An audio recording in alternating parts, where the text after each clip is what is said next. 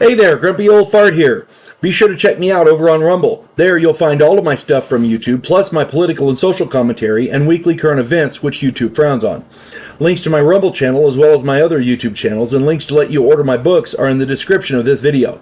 If you enjoy my content, please like, subscribe, share, and comment. I welcome your comments, even if you disagree with me. Now, on with the video. Hey there, Grumpy Old Fart here. I'm doing an Unexplained Artifacts video on the genetic disc. For those of you who have never heard of this, I had never heard of this before either until just last week. So I did a little bit of research and here we go. The genetic disc is a relic that should not exist but does. It may very well rewrite ancient history and the beginnings of humanity. Grab a quick drink of coffee. The disc is carved from lyddite. It is just over 10.5 inches across and weighs in at almost 2.5 pounds. The disc was originally discovered in Colombia by Professor Jamie, J-A-M-I-E, it's Jamie or Jaime Gutierrez. Pardon, I'm probably butchering that. But it was discovered in 1964. The disc is over 6,000 years old. Okay, 6,000 years old. Keep that number in mind. And also keep the lyddite in mind. We're going to talk about that. The carvings on the disc depict biological details of human growth from sperm. It includes, the male reproductive organs, the female reproductive organs, and it depicts the biological details of human growth from sperm to fertilization to the growing embryo to several sizes of the human fetus, etc., all the way to a final picture of a little child. Okay? The depictions include sperm without let me try to say this word right, spermatozoids, and sperm with spermatozoids. So it's with and without the spermatozoids. Now, here's the kicker. Spermatozoids were not discovered until 1677. How did these people know to carve them 6,000 years ago? It doesn't make any sense. Most of the process of human life depicted on both sides of this disc are only observed today by doctors with specialized equipment. This equipment did not exist 6,000 years ago. Someone had access to microscopes and other such specialized equipment and had studied human reproductive biology 6,000 years ago. Aside from all that, 6,000 years ago, lyddite could only be found across the world from Colombia in the Indian Ocean, there in Malaysia. Yeah, so somebody traveled, that disc traveled away, so at least the lyddite did. We don't know who carved it, but the lyddite had to come from there. Also, 6,000 years ago, humans did not possess any tools capable of carving lyddite. Remember, 6,000 years ago is 4,000 years before Christ walked the earth. So 4,000 years before Jesus Christ walked the earth, somebody got this lyddite and either brought it to Colombia and carved it, or carved it and then brought it to Colombia. Either way, 4,000 years before Christ, this thing happened.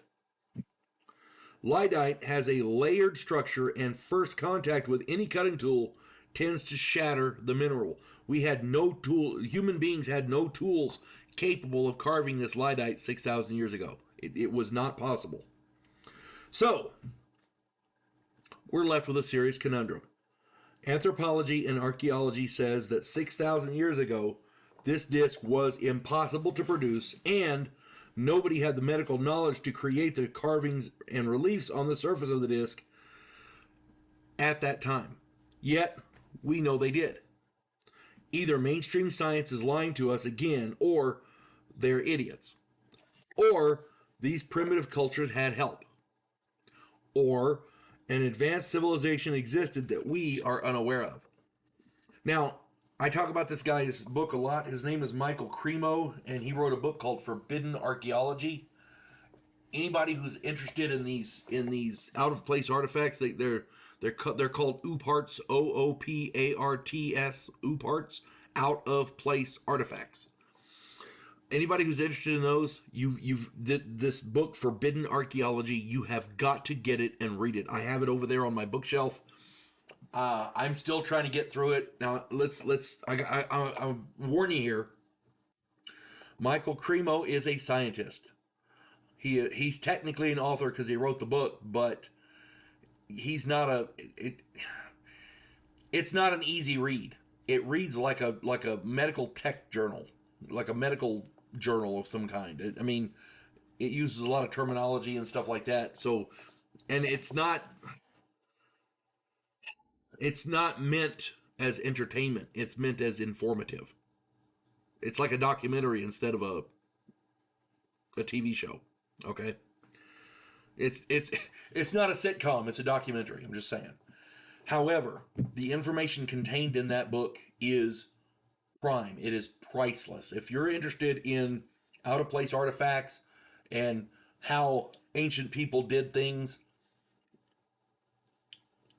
and nobody can explain how they did them, you've got to read this Forbidden Archaeology. The sheer number of archaeological and anthropological faux pas on the part of mainstream science is breathtakingly staggering. You won't believe it. In the first 2 chapters, my mind was blown just with the sheer number of cases. If you get the opportunity, check out the book Forbidden Archaeology. It's written by a man named Michael Cremo.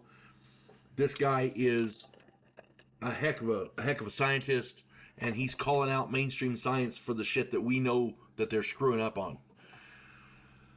At this point, with how many screw-ups they have, you have to wonder if it's not on purpose or not. That's all I'm saying. I hope this finds everybody well. You folks have a good one. God bless one and all.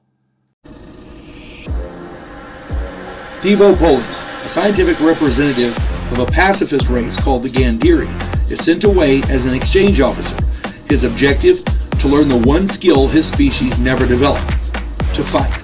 And he's sent to learn that skill from the one species who does it better than any other in the galaxy, humans. If you like science fiction with an upbeat military tone, check out my novel, Vanguard 1.